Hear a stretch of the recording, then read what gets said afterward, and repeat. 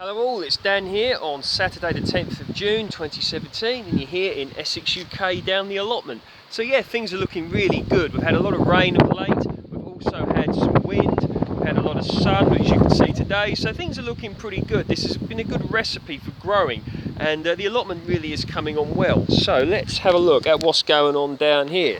So here we go, remember these, I put them in. These are dwarf beans variety Speedy. I put them in probably a couple of weeks ago now. I grew these myself from seed in my polytunnel and as you can see, nice good colour, good healthy growth going on. These won't get too big.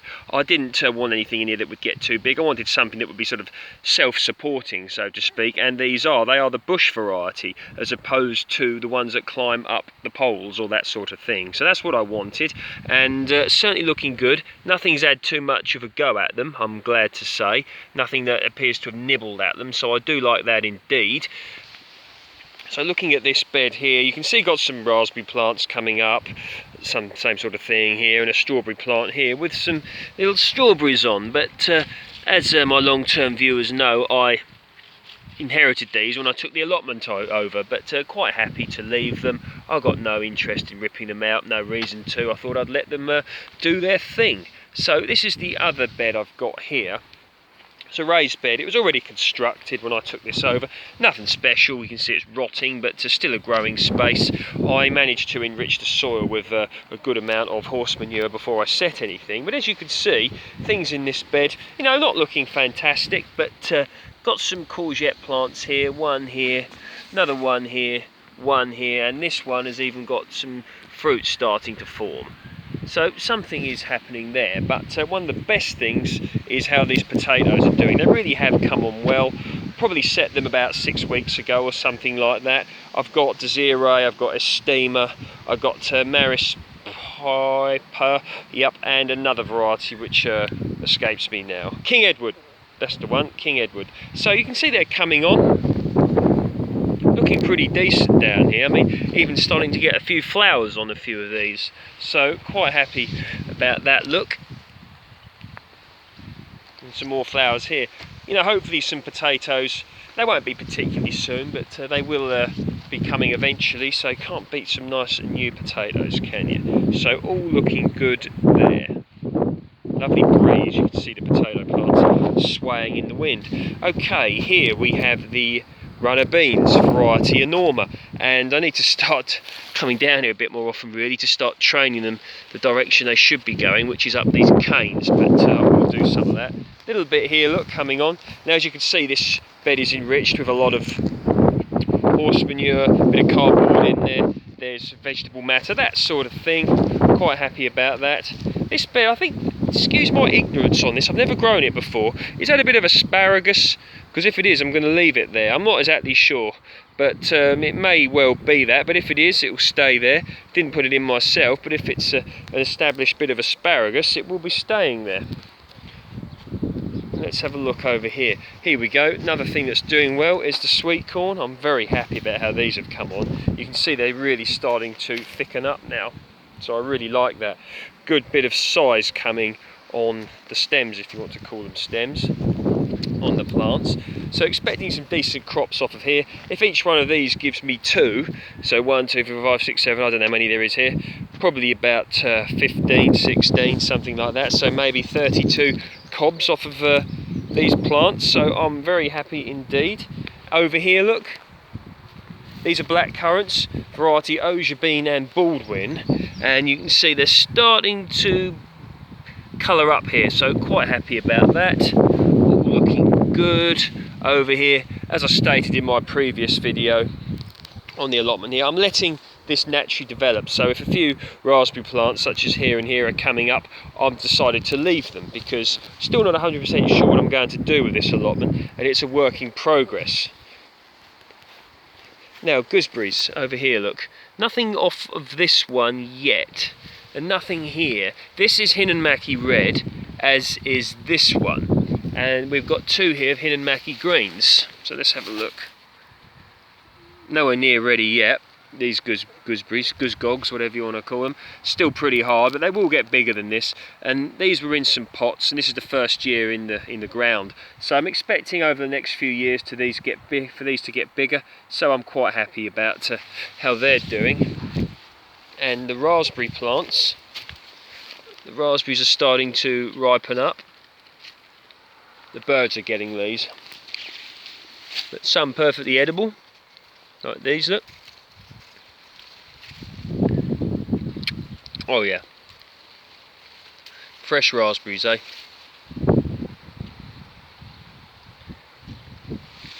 Certainly a great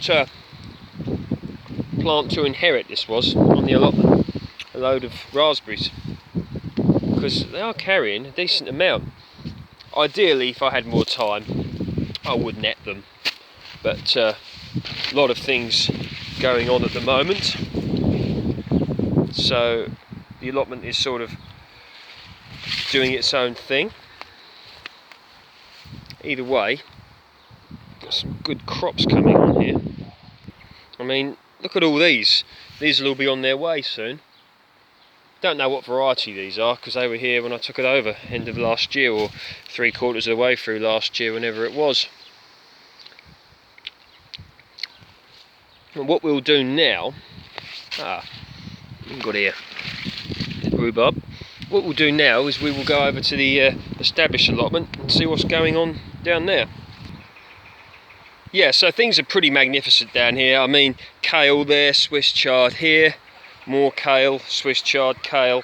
You guys get the idea, but you look at how they're coming on. Absolutely fantastic. They're, as you know, very heavy on the brassicas at present. But yeah, under here, same sort of thing. I mean, look at that, absolutely fantastic. Cabbages here, I believe these are golden acre, but you can see just how they're thickening up all around here. And this is rhubarb chard, not to be mistaken with rhubarb. It's rhubarb chard for obvious reasons, but it looks like, guess what, rhubarb. But have a look at that. Spinach there. Think of all the nutrients that are in this soil, all the nutrients that are then in these plants you're then going to eat. How good for you, hey? And look here, look, more sweet corn. I mean, how many plants have we got? There's 3 in each row. 1, 2, 3, 4, 5, 6, 7. There's probably about 30, 32, 35 plants here of sweet corn. Looking good, really starting to thicken up. Of course, they're appreciating the warmth, the sun, the rain that we've had. But these, of course, will get a lot taller than this. Probably end up about, I don't know, 5 or 6 feet tall eventually. But certainly impressive, I think. And here, got some potatoes. What is it Gollum says in Lord of the Rings? Taters precious. I mean, look at that nice row of spuds. New potatoes. Don't know what variety these are, but either way, fantastic. And flowering nicely as well, so expecting some good crops here. And look at these cabbages. I mean, look at that, like a football. I mean, you could eat that now. Absolutely brilliant. And another one, look at that. But must be vigilant. Cabbage white butterfly will not be far off now. So, of course, it's important to ensure they are protected under these nets. Did a video the other day on how to grow brassicas and protect them, etc. So check that one out if you're interested. But look at that, look, another one. Absolute. Oh, that one might be even bigger. But yeah, so all looking good on the cabbages front. And let's see what we've got here. Aha. Here you go, look. Rhubarb, all looking good as well. Yeah, you see, now I didn't set these, but this is not so good, is it? Goodness gracious. So, this is what you don't do, alright? Set cabbages like this. Goodness me. So yeah, you can see these have been completely stripped. Well, probably by birds, but this is, you know, I don't know why people do it. It's foolish actually. But yeah, this is what happens if you don't cover your brassicas, alright? So Please listen to me, yeah, you guys out there. Oh, dear. These ones are sort of okay, but you need a proper net, otherwise you're just going to lose your crop. Anyway, on a more cheerful note, here we go. We've got some garlic, which is fantastic. I mean, with regards to this crop loss over here, it's not a big problem because there's so many other brassicas going about. But if you're going to spend time and effort doing things, you might as well do it.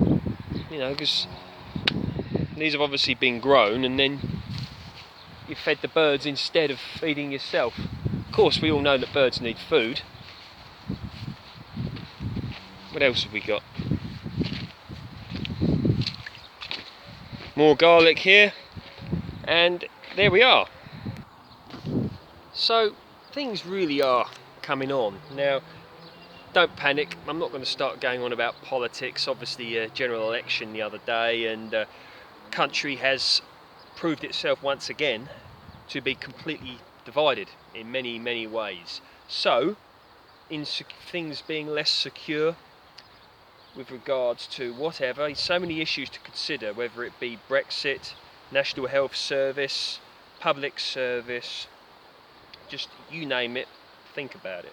And growing your own food is one thing that you can do for yourself in order to hopefully make life a little bit better for yourself. For example, will food prices go up?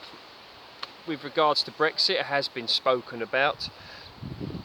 Will society become a bit more unstable with regards to cuts to public service? So many points to consider, but going back to a little bit of self-sufficiency as much as possible, like our forefathers did, can only ever be a good thing.